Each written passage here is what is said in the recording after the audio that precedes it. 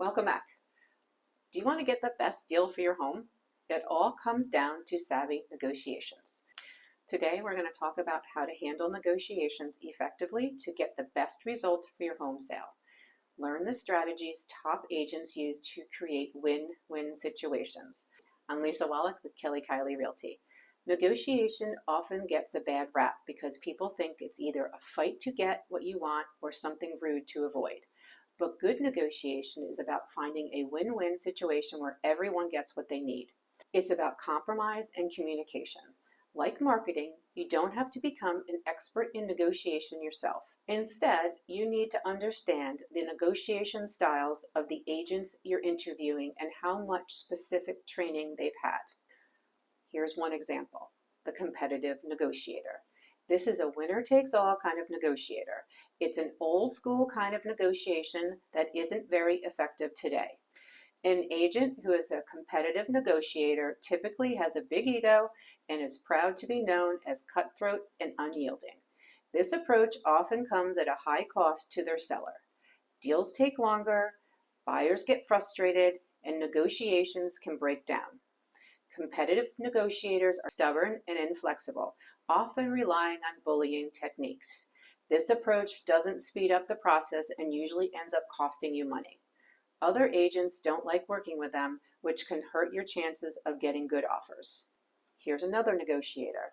It's the compliant negotiator. This kind of negotiator is opposite of the competitive one. Compliant negotiators fear confrontation and disagreement.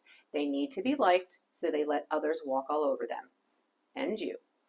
This type of agent will always give in to the demands of the other side and will convince you to do the same. They may be nice, but they won't represent your best interests. Negotiations is a part of every real estate deal. It's something to be expected, not feared. If your agent caves every time the buyer asks for something, they are not representing you well. Remember, if a buyer wants your property bad enough, they'll negotiate. The collaborative negotiator is prepared for negotiation and focuses on communication. They listen, ask questions, and seek to understand all parties involved.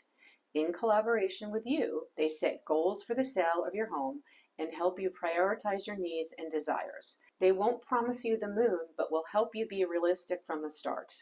When offers come in, a collaborative negotiator will take the time to understand each buyer's motivations and priorities. They work with the buyer's agents to come up with creative options and solutions that work for everyone. They compromise on small issues to allow great deals to go through and keep the situation calm during disputes.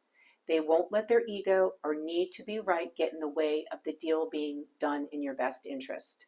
To someone untrained in negotiation, the collaborative approach might seem weak, but it's actually the strongest and most effective approach you can take. Harvard teaches this approach in their negotiation courses.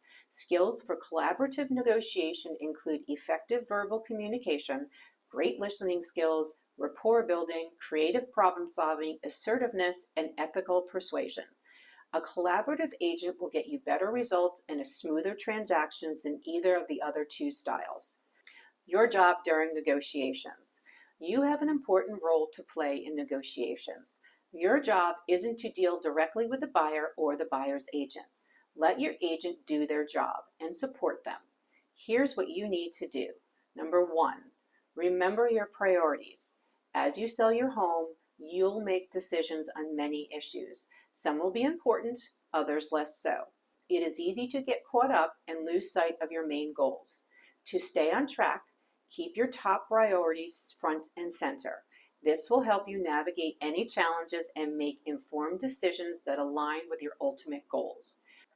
Number 2, stay calm and think it through.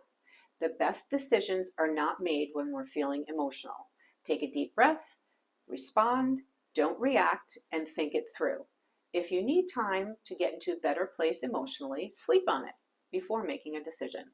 Number 3, listen and ask questions. Your agent is there to advise, so please listen. If you don't agree or understand why they want you to compromise on something, ask questions. At the end of the day, you have the final say in any decision. Just be sure to get all the information you need to make a good one. Number 4, Be clear. Your listing agent wants to negotiate on your behalf, so be as clear as you can.